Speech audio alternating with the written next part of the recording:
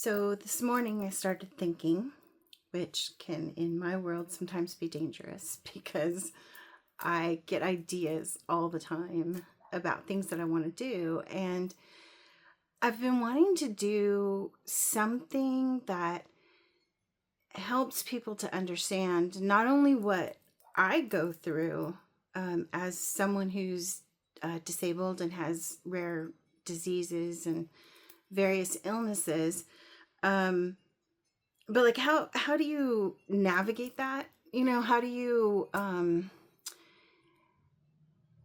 walk through life every day when it's difficult to walk through life? You know, you see, I've had challenges in my life. I've had traumas, lots of different things that I'm sure I'll get into at some point, here and there. But really, it's important that no matter what we've been through, that we still get up and do life. And it's hard. It is such a challenge because there are days that I don't want to get out of bed. I don't want to get dressed. Definitely don't want to take a shower, don't want to do anything. And the reason is, you know, a lot of my illnesses cause fatigue and just overall weakness, muscle weakness, things like that. So I just don't always feel well enough to get up or do things. And so I watch a lot of movies. I watch a lot of TV. I write, and try to, connect with friends, connect with people, because it's very lonely to be sick and be sort of stuck in the house, be housebound. And I know that with complex regional pain syndrome, which is the, CRPS, is really the disease, the issue that I got that started it all. Like I have it in my left foot, and it has caused me to not be able to walk, or when I do walk, I'm walking with a limp because I'm in pain.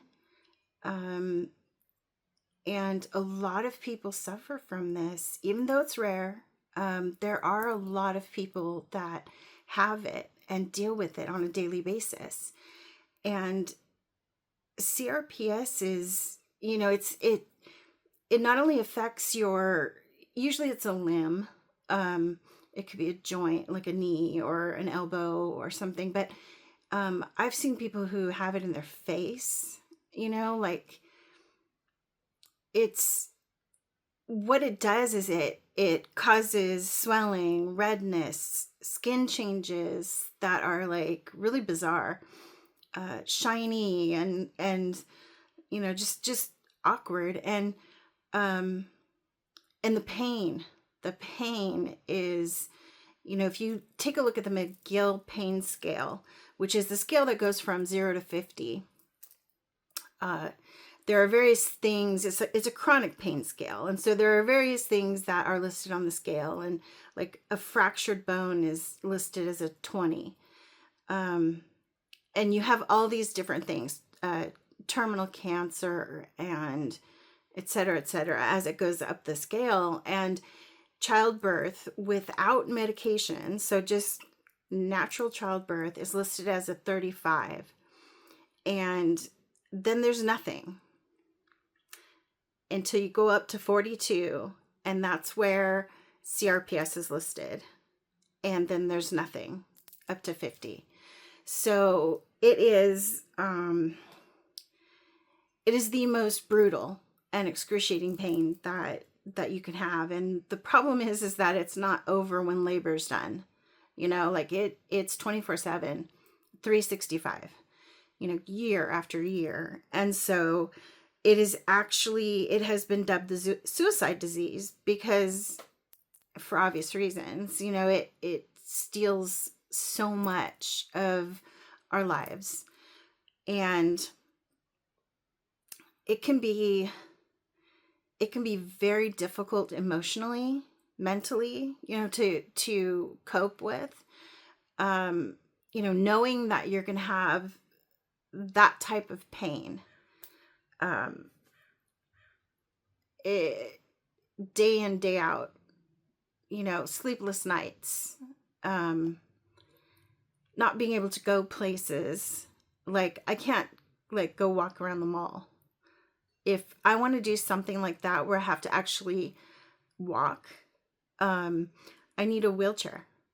And even around my house, I'm often using a cane or a walker, just because.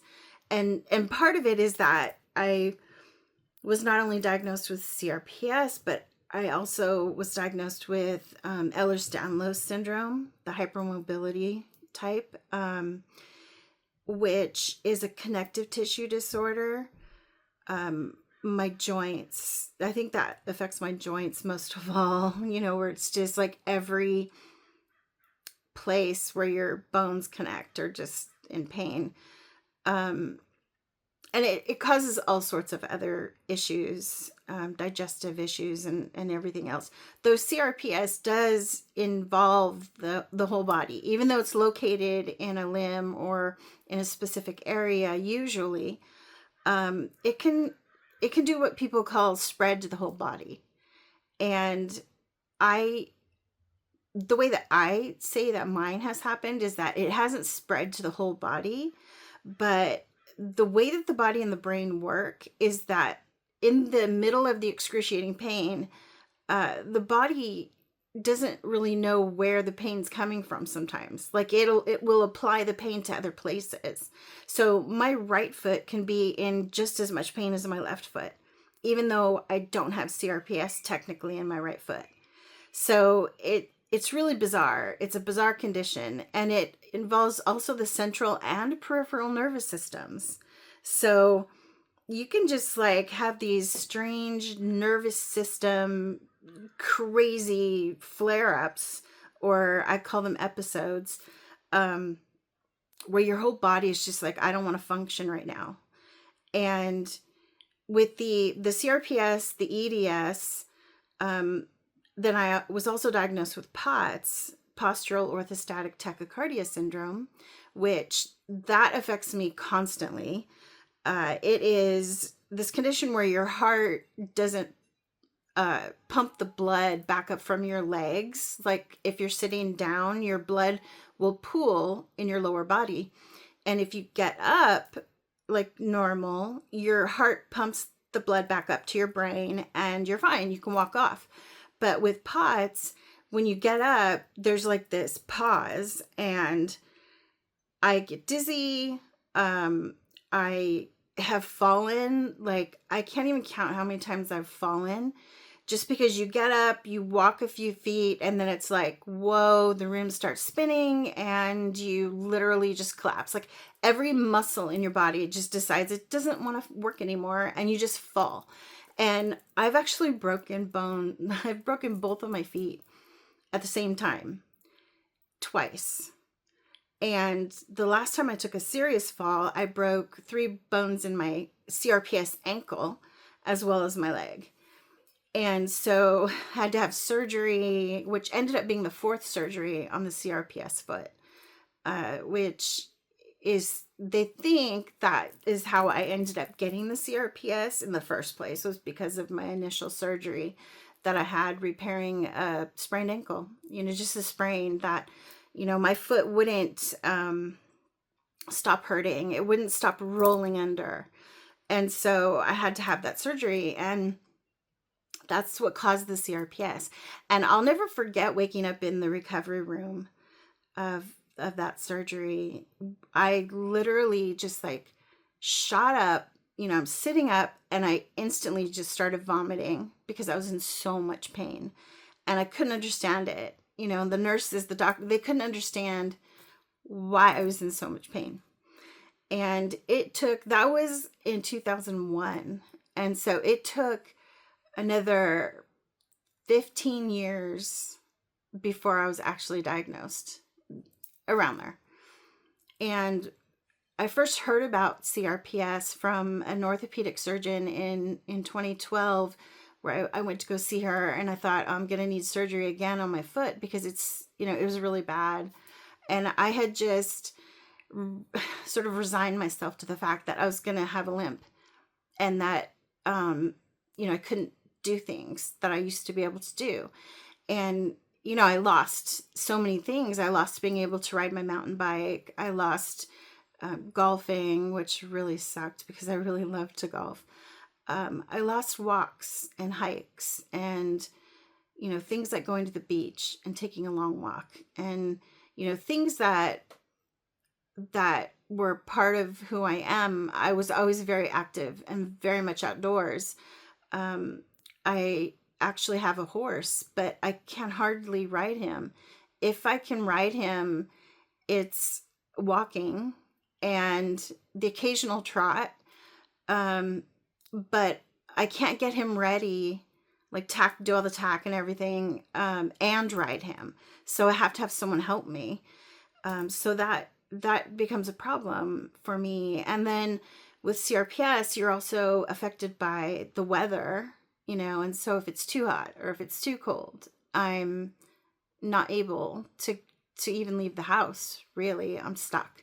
And it's weird because like in the summer, even though you have the air conditioning on and the house is cool, you still feel it. Your body just like doesn't care. It knows that the weather's bad and there's additional pain.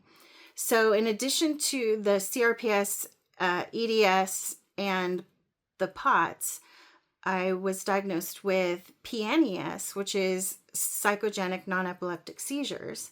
Because when I was having a POTS episode and I would start to feel faint and dizzy, suddenly I would start shaking and I would go into this seizure, and I wouldn't really fall most of the time because I could grab onto something or someone and just kind of shake it out. So there's that. And I used to fall, 4-5 times a week I would fall. And this is like falling in parking lots, falling in the driveway, falling in every room in my house. I have fallen on multiple occasions. And it sucks to fall, especially when you're older. Like it sucks. It does not feel good at all. And but the good news is that today I'm only falling like once every couple weeks or month. And because I'm able to catch it better than I used to be able to, and I'm doing the things that I'm supposed to do. They say to stay hydrated and all of that, as far as like making sure that your body is regulated. And that actually brings me to yet another more recent diagnosis that I got, and that is dysautonomia. And they say by the time you actually get diagnosed with dysautonomia that you have like 5 to 10 years to live, which is horrible. That was 2 to 3 years ago that I got diagnosed with that. And that's a hard one. It's hard because like with CRPS, people want to kill themselves because of the pain, and I know it's not funny. Especially with someone like me who has history of being suicidal. As a teenager, I was suicidal, and as a young adult. And so CRPS and, having all of these issues definitely makes life really difficult. As far as depression and anxiety and all of those things that really will emotionally and mentally drag you down. If I focus on my situation, like if I spend time, any bit of time, and I go, this is my life, I get depressed instantly. Like I'm instantly having to pull myself out of it. I have to keep those thoughts away because They are they're insidious. They penetrate everything that like your hope and your peace and your joy. um there's just so much suffering that goes along with being sick like this, and the suffering is hard to do for anyone, let alone do it constantly. So the way that I manage the pain, especially, is with I have a spinal cord stimulator in my back called a dorsal root ganglion spinal cord stimulator. And that spinal cord stimulator has saved my life. Prior to getting that implant, which was 7.5 years ago now, but prior to getting that, I was on Dilaudid day and night, morphine day and night. And that's no way to live. And I really wasn't living. I don't like to take drugs. Don't like it. Never have. And so that was really ruining everything. And it was ruining my body as well. I got kidney damage from it. My liver is being weird. Like it damaged me. But the spinal cord stimulator took the pain, from a baseline pain of 5 or 6 on a daily basis down to like a 3 on a daily basis. And I can do a 3. Like I've done worse. So, I'm always in pain. It's not something that just disappears or goes away. But you learn to live with it, though after living with it for 10, 20 years, it changes you. It really does. It changes you. But enough about all of that stuff, because yes, those illnesses have completely taken my life into another direction. But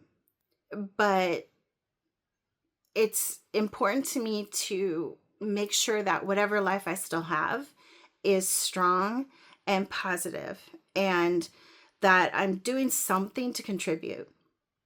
It's very important to me. And it has a lot to do with my faith and the fact that, I know that God made me for a reason. I'm here for a reason, and I'm not gone yet.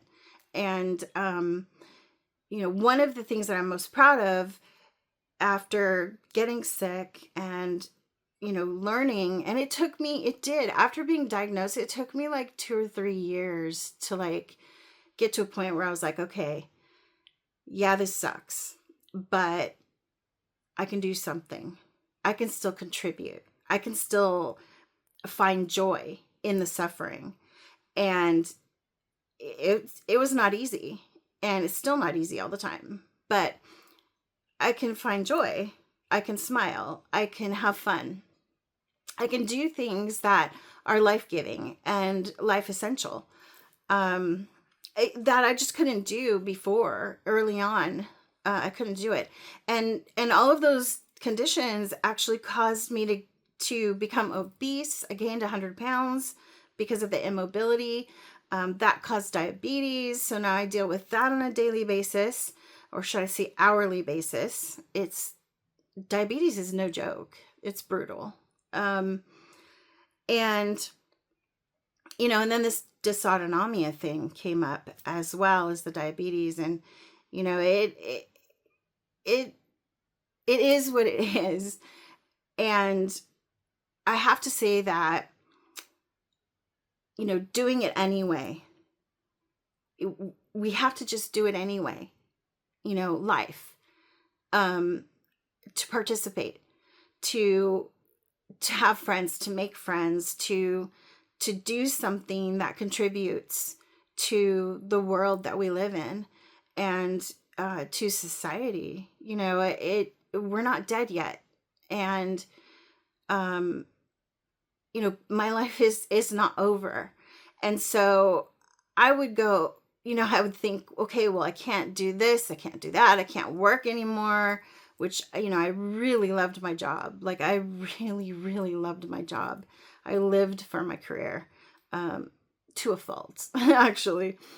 But, I can't work, so what am I going to do? And I thought, well, maybe I can write. I can lay in bed with a laptop. I can do that. And so I started to do that. And I've written and published 16 books. And I'm working on my 17th right now. And I have the title of my 18th. So it's like, I'm still doing something. And I'm still praying about what I'm going to do with all those books and all that publishing. It's a lot of content. And I'm still working it out. I mean, my books are available on Amazon right now, but that's it. Like, I haven't made them available on Barnes and Noble or Books by, or any of the other avenues for people who self-publish. And then there's the other thing. Do I approach a publisher? Do I approach a literary agent? Like, what do I do? And when I think about those types of things, I think, gosh, but I'm sick, but I'm kind of stuck at home. And, I can't be out there like promoting my books. I can't do that. I can't go to book fairs and, talk to people. And, like, I hardly have the energy to take a shower the same day I have to run to the grocery store for 3 or 4 things. Like, just that is difficult, let alone, fly to Chicago and promote your book. That's not going to happen. At least not right now. Who knows what the future is going to look like? I'll never say that it's over while I'm still breathing. So anyway, this is all just it. This is me. This is, life's crazy. And I'm always saying, let's just do it anyway. Let's go.